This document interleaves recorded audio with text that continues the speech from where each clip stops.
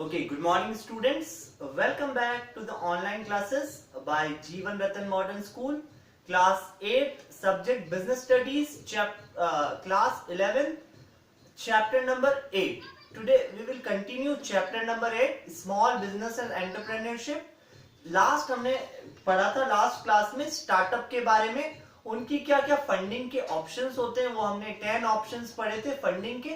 आज हम नया टॉपिक स्टार्ट कर रहे हैं जिसे बोलते हैं IPR, means intellectual property rights. IPR intellectual property rights. अब आईपीआर क्या होता है? मतलब अपनी प्रॉपर्टी, इंटेलेक्चुअल प्रॉपर्टीज का राइट्स, अधिकार, ठीक है ना।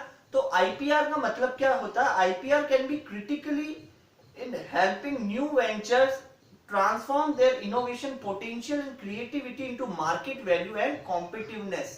देखो आईपीआर क्या होता है? देखो प्रॉपर्टी का मतलब सिर्फ लैंड, बिल्डिंग, मशीन्स यही नहीं होता है। कुछ ऐसी प्रॉपर्टीज होती है उनको भी हमें बचा के रखना पड़ता है। जैसे आपने अकाउंट्स में पढ़ा होगा इंटेंजिबल एंड टेंजिबल एसेट्स, तो ऐसी इंटेंजिबल एसेट्स भी होती है। जैसे फॉर एग्जांपल कुछ नया इन्वेंशन हुआ तो उसको बचा के हमें कैसे रखना है, ठीक है ना। नई आपने कोई बिजनेसमैन आया, उसने कोई नई क्रिएटिविटी, नई चीज लॉन्च की, कुछ नया कुछ बनाया, तो उसको कैसे बचा के रखना है वो सब आता है इंटेलेक्चुअल प्रॉपर्टी राइट्स के अंदर। उनको कैसे बचाना है? जैसे आपने इंटेंजिबल एसेट्स, क्या होते हैं इंटेंजिबल एसेट? जो हमें दिखते नहीं है, जैसे गुडविल, जैसे नाइक हो गया, एडिडास हो गया, मैकडॉनल्ड्स हो गया, ठीक है ना। ऐसे बहुत सारी चीजें, उनको हम कैसे बचा के रखें?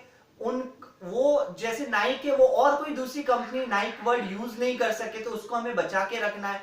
एडिडास है, उसको हमें उस गुडविल को बचा के रखना है, तो उसके लिए हमें उसको पेटेंट कराना पड़ेगा। पेटेंट कराने से क्या होगा? वो एडिडास वर्ड कोई दूसरा यूज नहीं कर सकता, कोई दूसरी कंपनी यूज करके अपना काम नहीं कर सकती। तो ऐसे बहुत सारे इंटेंजिबल एसेट्स होते हैं, ऐसे बहुत सारे तरीके होते हैं, या ऐसी बहुत सारी चीजें होती है जिसको हम इंटेलेक्चुअल प्रॉपर्टी राइट्स के थ्रू उनको बचा के रख सकते हैं, ठीक है ना। तो कोई भी नई चीज, तो ये आज के अभी आने वाले टाइम में या अभी भी बहुत सारे इतने एंटरप्राइजेस है, उन्होंने कुछ नई नई चीजें की, तो उन्होंने अपनी सब चीजों को पेटेंट, कॉपीराइट, ट्रेडमार्क्स जो होते हैं उनको सबको बचा के रखा। उसके लिए इंटेलेक्चुअल प्रॉपर्टी राइट्स बने हुए हैं।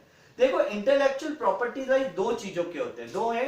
फर्स्ट है इंडस्ट्रियल प्रॉपर्टी। इंडस्ट्री जो फैक्ट्रीज वगैरह थी, उनकी जो प्रॉपर्टी होती है, जैसे कि कोई नया इन्वेंशन हुआ, कोई नई चीज बनाई गई, उसके लिए जैसे पेटेंट करा उसको।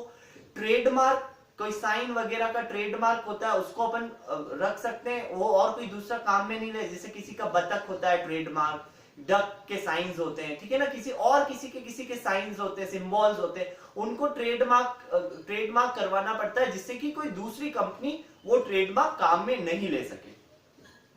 ऐसे कोई इंडस्ट्रियल डिजाइन्स होती, कोई डिजाइन्स होती, राइट का साइन है जैसे नाइक का, ठीक है ना। ऐसे बहुत सारे सिंबल्स होते हैं, उनको बचाने के लिए हम लोग इंटेलेक्चुअल प्रॉपर्टी राइट्स यूज करते हैं। उसके बाद कॉपीराइट। कॉपीराइट किस लिए होता है? लिटरेरी, जैसे कोई बुक्स वगैरह होती है, उसके ऊपर आपने फर्स्ट या सेकंड पेज पे अंदर की साइड में देखा होगा, डोंट कॉपीराइट, ठीक है। मतलब आप इसका जो मटेरियल है, जो भी इसके अंदर टाइप किया हुआ है, लिखा हुआ है, वो कोई दूसरा यूज नहीं कर सकता उसको, ठीक है ना। या फिर कोई आर्टिस्टिक वर्क हो गया, अपनी सीडीज हो गई, ठीक है ना। या फिर पहले के टाइम में कैसेट्स आती थी सॉन्ग्स की, गानों की, वो कॉपीराइट हो जाते थे, जिससे कि कोई दूसरा उसको यूज नहीं कर पाए, ठीक है ना। तो ये इंटेलेक्चुअल प्रॉपर्टी राइट्स यूज होता है।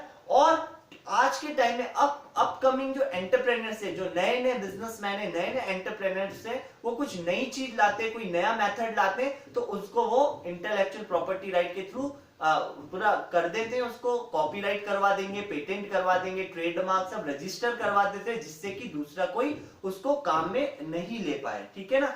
अब इसमें इन्होंने इंटेलेक्चुअल प्रॉपर्टी राइट के बीच में 3 थिंग्स दे रखी। फर्स्ट दे रखा है कॉपीराइट। अभी कॉपीराइट क्या होता है?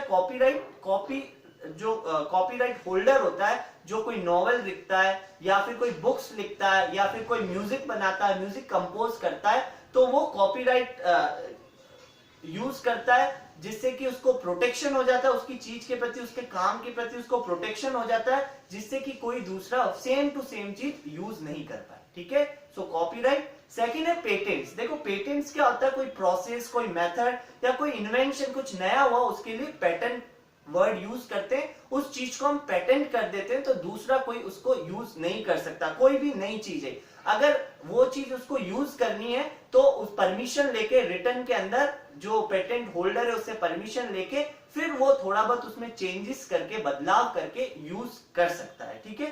फिर है ट्रेडमार्क। ट्रेडमार्क सब जानते हैं, ट्रेडमार्क, ट्रेड कोई मार्क होता है, जैसे अभी एग्जांपल दिया नाइक। नाइक का ट्रेडमार्क क्या होता है? ऐसा राइट बना हुआ होता है। यस, नाइक का, तो नाइक का जो ट्रेडमार्क है वो नाइक कंपनी ही यूज कर सकती है, दूसरी कोई भी कंपनी ये ट्रेडमार्क यूज नहीं कर सकती। तो हर बिजनेस का, हर कंपनी का एक ट्रेडमार्क होता है, हर प्रोडक्ट का एक ट्रेडमार्क होता है, वही यूज कर सकते हैं। जैसे लिवाइज है, लिवाइज एक वर्ड है, ठीक है ना, तो वो कोई यूज नहीं कर सकता, दूसरा कोई यूज नहीं कर सकता, उसको सिर्फ लिवाइस की जो कंपनी है वही यूज कर सकती है। तो ऐसे हमने अभी 3 थिंग्स देखी है जो कि लीगल प्रोटेक्शन मिलती है, हमें सुरक्षित करते हैं हमारी चीजों की, जो इंटेंजिबल एसेट्स है, हमारी गुडविल है, नेम है, कोई आर्टिस्टिक वर्क है, कोई हमने रिटर्न में कोई वर्क किया, नॉवल लिखी है, कोई बुक्स लिखी है, ठीक है ना, उसके अलावा कुछ साइंस होते हैं, ठीक है ना, लिवाइस हो गया, मैकडोनल्ड्स हो गया, पिज्जा हट हो गया, ऐसे कुछ नाम होते हैं, उनका पेटेंट, कॉपीराइट, ट्रेडमार्क करना पड़ता है, जिससे हमें लीगल प्रोटेक्शन मिल जाती है कि जिससे कोई दूसरा उसको यूज नहीं कर पाए। तो आज हमने इंटेलेक्चुअल प्रॉपर्टी राइट्स के बारे में पढ़ा, आईपीआर के बारे में। तो आईपीआर बहुत इंपॉर्टेंट है, आपको ध्यान में होना चाहिए। अगर कोई आप भी आने वाले टाइम में कोई नया बिजनेस स्टार्ट करते हैं, कोई नया एंटरप्रेन्योरशिप, या आप नए अच्छे एंटरप्रेन्योर बनते हैं, तो आपको कोई नई चीज का आविष्कार करते हैं, कुछ नया ऐसा कुछ करते हैं, तो आप भी ये सब फॉलो करें उन चीज को बचाने के लिए, जिससे दूसरा काम में नहीं ले पाए। तो उनको कॉपीराइट, पेटेंट या फिर ट्रेडमार्क की लीगल प्रोटेक्शन देना बहुत जरूरी है। ठीक है ना। ओके स्टूडेंट्स, तो आज के लिए इतना ही। कल हम नेक्स्ट टॉपिक पढ़ेंगे इसी चैप्टर के अंदर, और कोई भी प्रॉब्लम हो तो आप लोग पूछ सकते हैं। और पुराने जो चैप्टर्स है उनको एक बार रीड करना स्टार्ट करें, ठीक है ना, लर्न करें क्वेश्चन आंसर, और इस चैप्टर को थोड़ा रीड भी करें। ठीक है। Okay, thank you everybody.